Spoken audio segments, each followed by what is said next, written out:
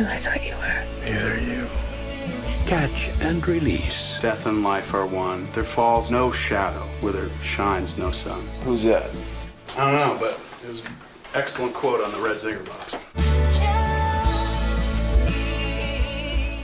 Oh my God! Thank you. Yeah, I mean it just so.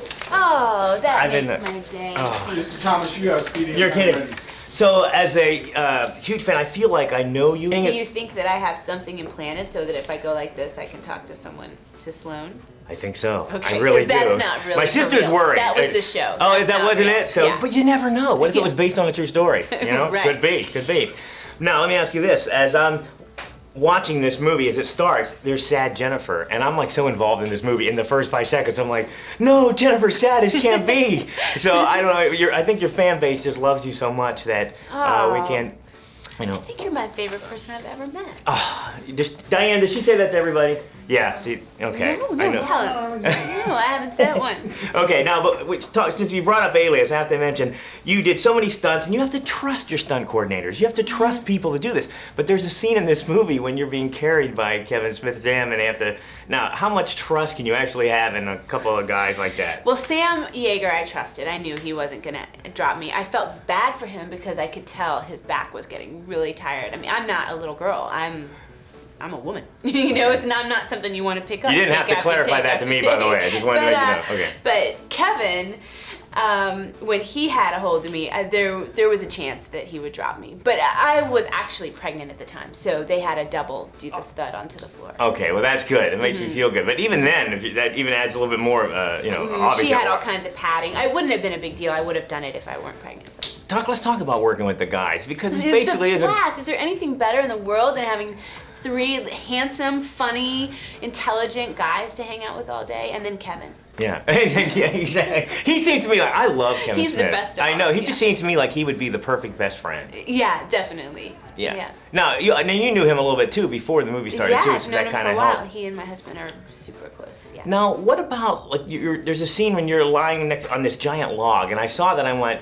that's either the coolest thing or it was the most disgusting thing. When you're reading by the river on a giant log. Oh yeah, wasn't that great? It was the coolest thing. We were in Vancouver actually at that point. We did shoot in Boulder, but we also shot in Vancouver, and they just found this gorgeous tree. And it was, I just sat there, I kept forgetting when she would say action, I'd be like, oh, that's right, we're doing a scene. Because I was so involved and just zenning out and how beautiful it was. Now, it's in my mind, your life is just perfect and every day is rainbows. Oh, that's nice. But I imagine there are times in your life that you had bathtub stressful moments like that. Do you have a place where you can go or something that you can do to just decompress if something, you're not having a bad day or something? Or?